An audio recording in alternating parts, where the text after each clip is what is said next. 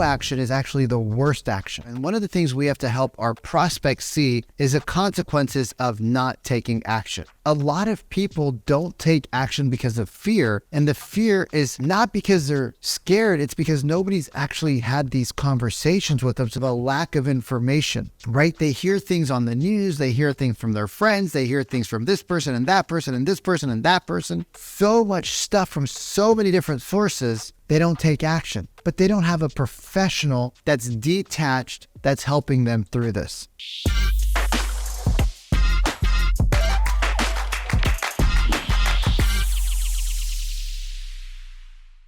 Hey, welcome back. What we're going to talk about is consequence questions. And when your prospect doesn't realize that there's a consequence, right? One of my mentors, Keith Cunningham, talks about the upside. He says all entrepreneurs, all prospects, they always think about the upside, but they forget to think about the downside. He said, so when they're out there transacting, doing business, they think about the upside only. He said, and the challenge with that is that if you don't think about the consequences of your actions or inactions, you only see the good. So one of the things that we have to do, and one of the things we have to help our prospects see, is the consequences of not taking action, right? And the way we do that is we ask questions that, again, bring out an emotional response. One of the questions that you could use would be, hey, Andy, I'm just curious, what if you don't move and your mom gets sick again and you're not in a position to help her? What would you do if your dad fell again and you weren't there to help? Terry, what would you do if you don't get your kids, your daughter, into the school district that has the program that's going to help accelerate her future? Tim, what are you going to do if you don't get the home office and you have to keep going on that commute as traffic picks back up as COVID's now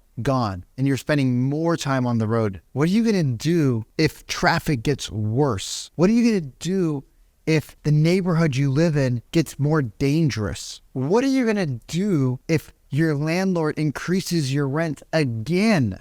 Right? Do you see how the consequence questions brings up the pain again? And it lets them chat about what would actually happen. The second question you could ask, another consequence question, would be, have you considered the long-term effects of you not moving? Have you considered the long-term effects of you not having a backyard for your kids? Have you considered what could happen, what would happen, right? Have you considered what would happen if you guys stay in this 2-story home and the market gets even weaker? Have you considered what would happen if your wife gets injured again and the market hasn't improved and now you guys aren't able to even get what you could get now for the property? Then what? Have you considered the possible ramifications about not taking action and selling your home or buying that next home, right? And then insert the problem that they shared. This is a great one for this market. Well, what if nothing changes and interest rates stay the same, but prices start to go back up because buyers are just getting used to these interest rates? What would happen if you don't take action in 3 to 5 years and you're still renting? What would happen if prices continue to fall as the market uncertainty continues to grow and you're unable to sell your home in a year or two because there's more market uncertainty, there's more recessionary fears, and you guys aren't able to move to get your daughter into the school district, to get closer to your mom, to get closer to work, to get the extra office so that you can spend more quality time with your family, to get the extra bedroom so that your kids don't fight and rip each other's head off and miss school? Have you thought about the 3 to 5 year? Right? Have you thought about the long-term effects of this decision today? What happens if you keep renting for another 3 to 5 years and your rent goes from $300 to $4,500? Those are great consequence questions. Those questions elicit an emotional response that allows your prospect to see that by not taking action, it might be worse than taking action. A lot of people don't take action because of fear, and the fear is not because they're scared, it's because nobody's actually had these conversations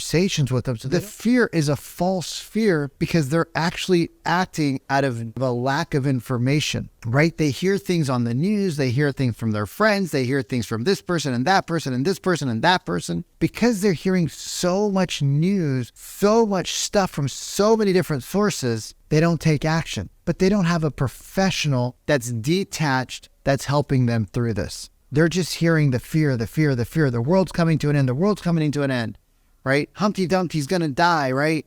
They don't hear what would actually happen if they don't. And they have fear that they make a bad choice, so they don't take any action at all. And no action is actually the worst action. So by asking these questions, by asking them the repercussions of them not taking action, allows them to see what their future is going to hold.